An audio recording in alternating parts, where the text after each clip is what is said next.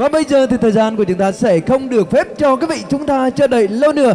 Vâng, ngay bây giờ xin trân trọng kính mời quý vị chúng ta hãy cùng hướng mắt về phía cổng hoa và chúng ta hãy dành một tràng pháo tay thật lớn để chào đón đôi tình nhân đẹp nhất và hạnh phúc nhất của ngày hôm nay ạ. Yêu là cùng nhau trong tay đi dưới con đường, là cùng trao cho nhau ngọt môi hôn, là vòng tay yêu thương ôm mãi không rời, từng phút sẽ tuyệt vời. Yêu là ngày em bên anh không chút yêu phiền, từng buồn lo trôi qua ngày bình yên, nồng nàn ta trao nhau giây phút tuyệt vời.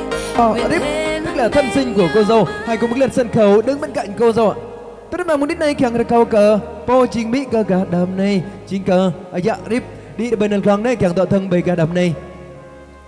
Và một lần nữa cũng xin được trân trọng kính giới thiệu và kính mời phía chiều hôn của họ nhà trai, xin được phép kính mời ông cả Sa Tú và bà Poi Hà Linh, tức là thân sinh của chú rể, hãy cùng bước lên sân khấu đứng bên cạnh chú rể.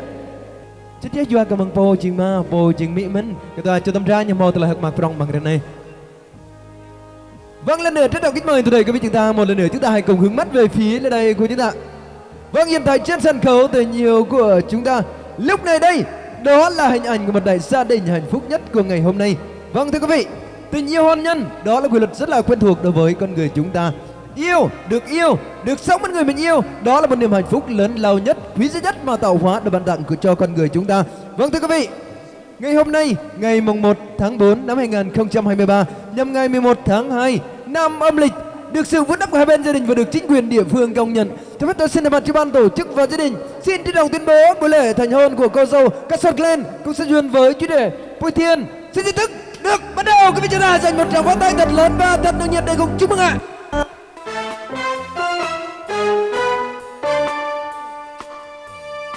Vâng thưa quý vị ạ, con người thì có tổ có tông, như cây có cội như sông có nguồn. Cây có cội thì mới nở cành xanh lá, mà sông có nguồn thì mới bề đặng sông sâu. Vâng thưa quý vị, hạnh phúc của cô dâu và chú rể của chúng ta có như ngày hôm nay đó là nhờ vào sự tác hợp của hai bên gia đình, và đặc biệt là cùng với sự hiện diện đông đủ của tất cả quý vị chúng ta đã có mặt trong hội trường buổi trưa của ngày hôm nay.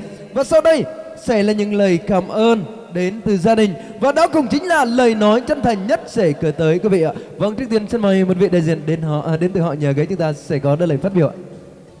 Bên đi biết nông thì mình dụ mong ngọ người này mò ghét nhà những nhà mò được bừng hay được.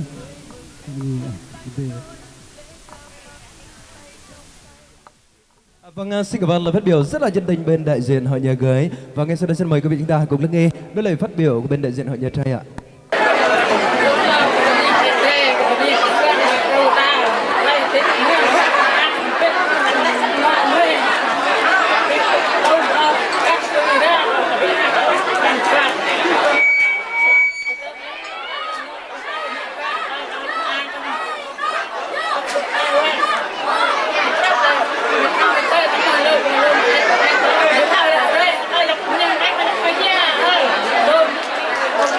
Vâng, xin cảm ơn lời phát biểu rất là chân tình của hai bên gia đình. Thật đúng là nước biển mênh mông thì không bao giờ đông đầy được tình mẹ, mà mây trời lòng lòng thì không bao giờ phủ kín được không cha. Lần nữa quý vị chúng ta hãy dành một tràng pháo tay thật lớn chúc mừng cho ngày hôm nay đã có dâu địa rể thảo thưa quý vị ạ.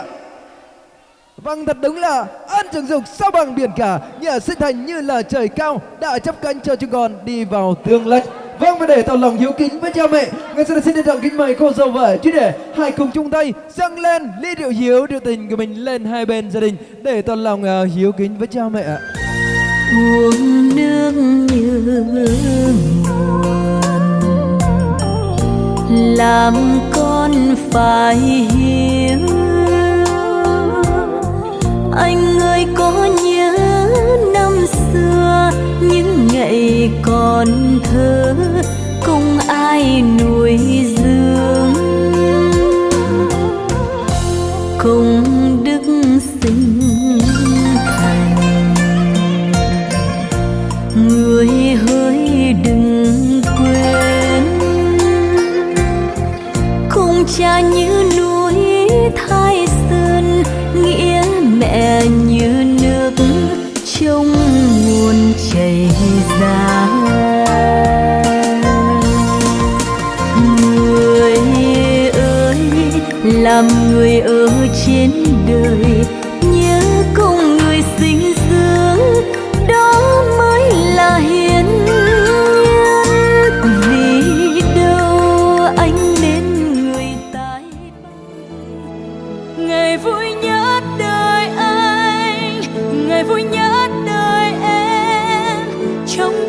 thiệp xinh xinh có tên hai đứa mình, ngàn lời chúc bình an, đôi bàn tay siết chặt, hai chiếc nhẫn kết lại minh chứng cho ngày vui nhớ.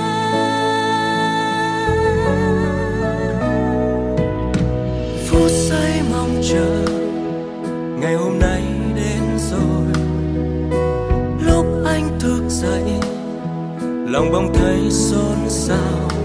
Ngày hôm nay ngày vui nhất trong cuộc đời, ngày em sẽ là một nửa của anh.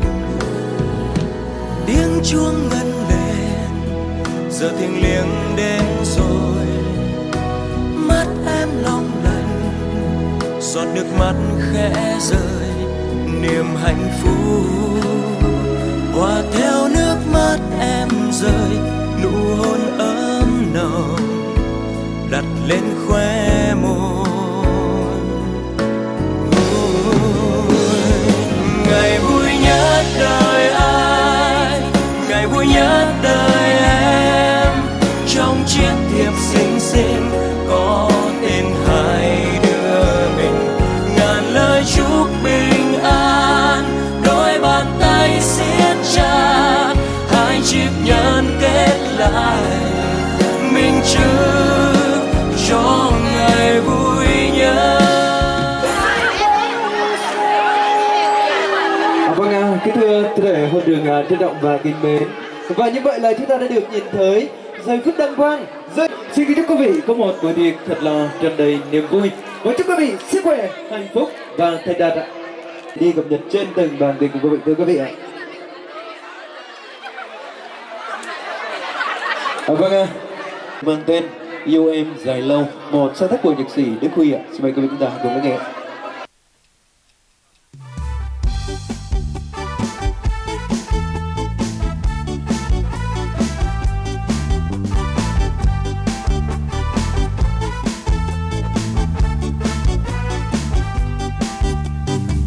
Em như con gió thu bay bay nhẹ nhẹ, đưa anh đi tìm vần thơ qua công viên lá rơi trên đường về, bỗng nghe lòng đan nước mơ. Mơ ôm em trong tay đêm mưa thì thào, sau bão tố về làm giấc chim bao. Mơ yêu em thiết tha như yêu lần đầu, anh muốn yêu em dài lâu. Anh muốn yêu em dài lâu. Anh muốn yêu em đậm sâu. Anh đã thương em từ lâu. Anh muốn yêu em dài lâu. Yêu em cho đến khi con tim không đập, cho thiên thu làm một giây. Yêu em cho đến khi ong tôi làm mật, đến khi loài chim quên lối bay. Khi ôm em trong tay anh nghe ngọt ngào, nếu đây là một giấc chiêm bao, xin yêu em thiết tha như yêu lần đầu. Anh muốn yêu em dài lâu.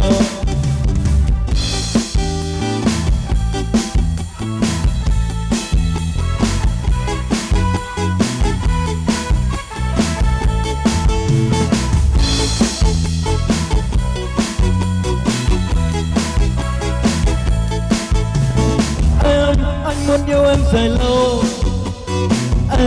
Anh muốn yêu em đậm sâu. Anh đã thương em từ lâu. Anh muốn yêu em dài lâu.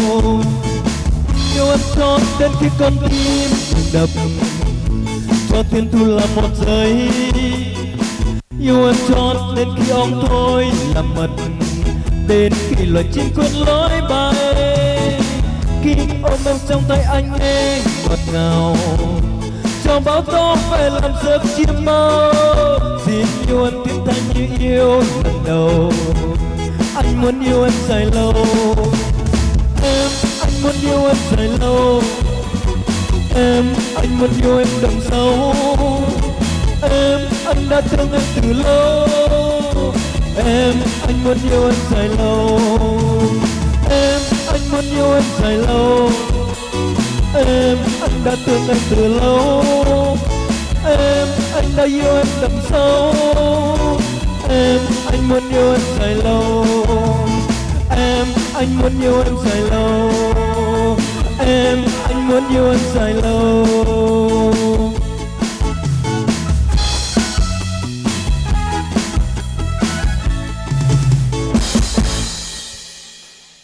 Hạnh phúc với lại chàng hạnh phúc hơn nữa. Xin được gửi lời mời tới tiếng hát của chị Thảo Vân ạ. Cũng được sân khấu để nhìn một điều này.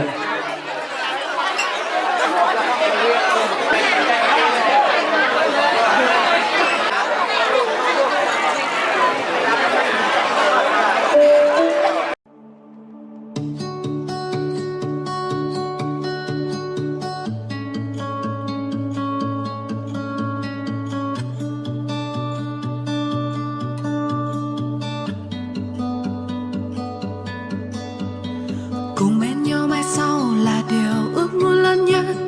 Bàn tay anh đưa ra tựa là nắng ấm lấp lánh. Này không gian bao la thuộc về cho riêng hai ta. Cho tình yêu trăm năm nở hoa, biết bao giấc mơ ngọt ngào. Đã từng khó xuyên qua đêm, tình mộng gối đã ướt đẫm. Chợt anh như hè qua ngập tràn ấm áp nắng sớm. Dù hai ta ra đi và dù hai ta ra đi, vẫn còn đây bóng dáng ngày ấy. Một điều xa xưa ta thề nguyện qua rồi. Cùng đi ngàn năm về sau mình vẫn có nhau. Tô màu lên trái hoa tình yêu chúng mình. Đất tan màn sương mù kia còn vương vấn. Không buông bàn tay, đắm đuôi mê say. Là anh cùng em vượt qua màn đêm tối kia. Kiên cường khi đạp qua từng con sóng xô. Ngoài khơi biển xanh trời cao này rộng lớn. Phiêu du cùng nhau, bỏ lại đau đớn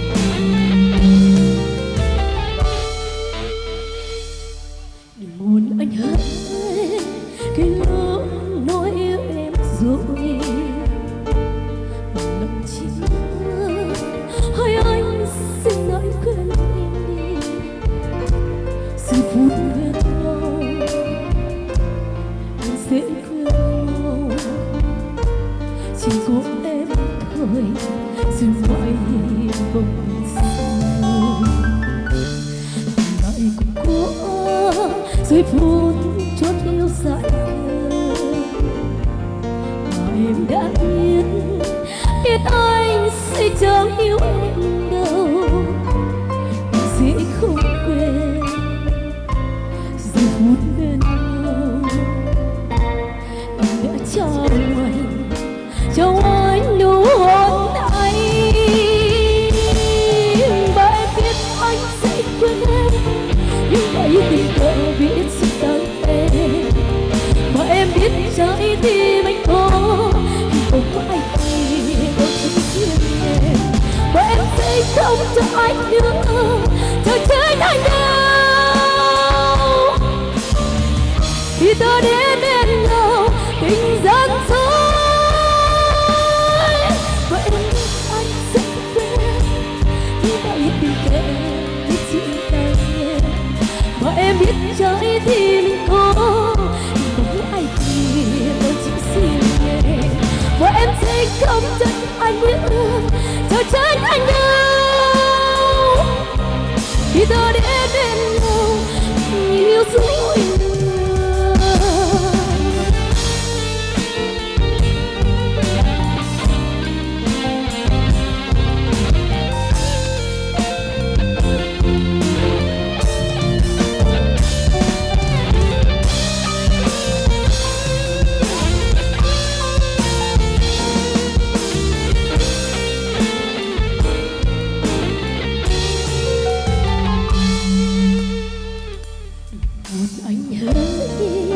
khi lớn nói yêu em rồi, lòng chim nữa hỡi anh sẽ nói quên em đi. Giây phút bên nhau dễ thương, chỉ có em thôi dịu mãi bóng hình xưa. Đời này cũng có giây phút chót yêu dại mà em đã biết anh sẽ chẳng yêu em đâu, em sẽ không quên giây phút bên nhau. Em đã trao anh nụ hôn ấy, và em biết anh sẽ quên em, nhưng vậy tình cờ biết xin tặng em, và em biết trái tim mình có không anh thì đâu chỉ riêng em, và em sẽ không trách anh nữa, cho trách anh đâu. Khi ta đến bên nhau tình gian dối, và em biết anh sẽ quên, nhưng vậy tình cờ biết xin tặng em, và em biết trái tim mình có không ai thì đâu chỉ riêng em, và em sẽ không trách anh nữa, cho trách anh đâu. Khi ta đến bên nhau tình yêu xưa,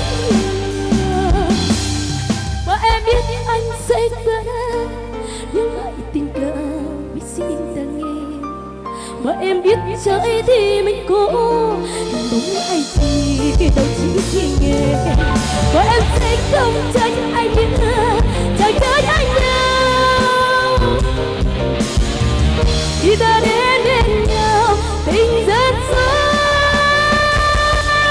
và em biết anh sẽ quên em, nhưng vậy tình cờ biết xin tặng em, và em biết trái tim mình có không ai thì đâu chỉ riêng em, và em sẽ không trách anh nữa, để trách anh đâu. Khi ta đến bên nhau tình yêu dối.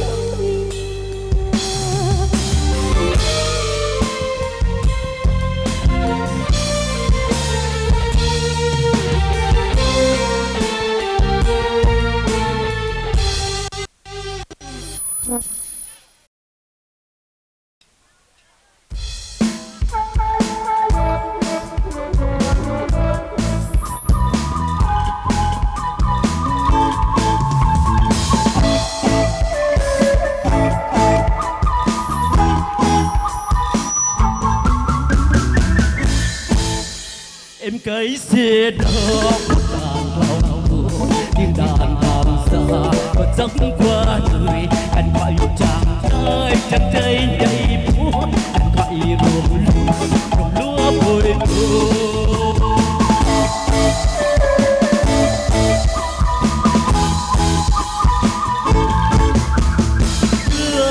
lời mẹ thương lời ru nồng nàn đàn ca tiếng hát em gọi người thương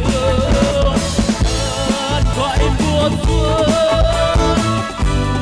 xuân rộn ràng đàn reo tiếng dưới hỏi anh trăng lên.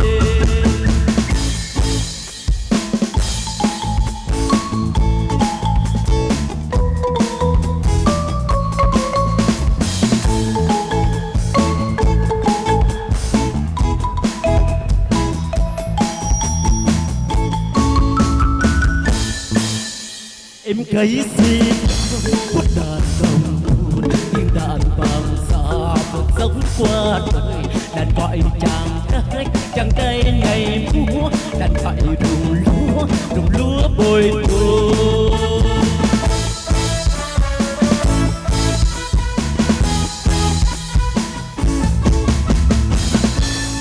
đơn lời mẹ thương lời ru nồng nàn đàn ca tiếng hát em gọi người thương gọi mùa xuân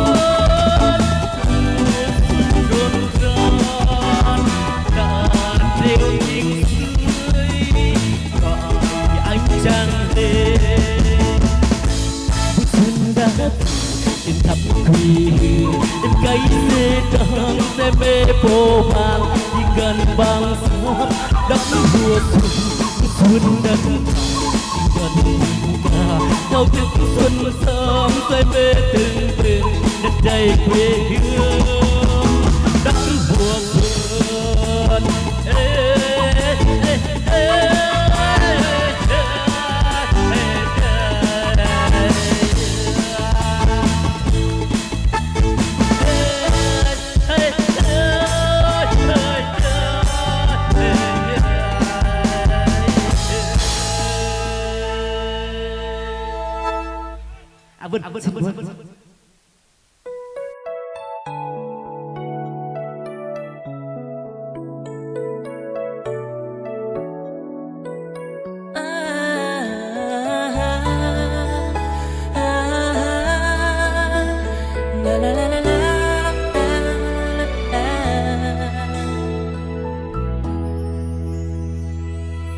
Đi qua bao nhiêu khó khăn, đi qua bao nhiêu nỗi thăng trầm, đôi lúc anh mệt mỏi chỉ có em ở bên, là người mang đến cho anh những tiếng cười.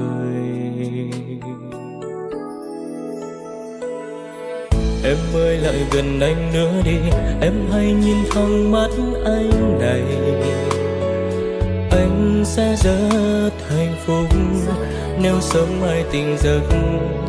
Người đầu tiên anh trông thấy chính là em, làm vợ anh nhé. Anh có một bờ vai đủ rộng, một vòng tay ấm, một trái tim luôn thấu hiểu em. Làm vợ anh nhé, anh sẽ luôn là người che chở, mang đến cho em sự bình yên. Dù mai mưa nắng, anh sẽ luôn là người dẫn lối.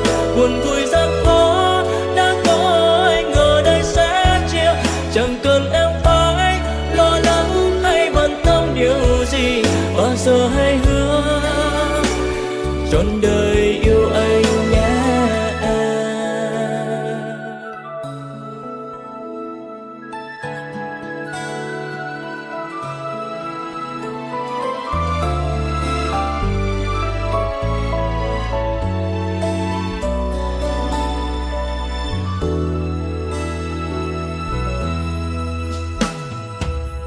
Em ơi lại gần anh nữa đi, em hãy nhìn thẳng mắt anh này.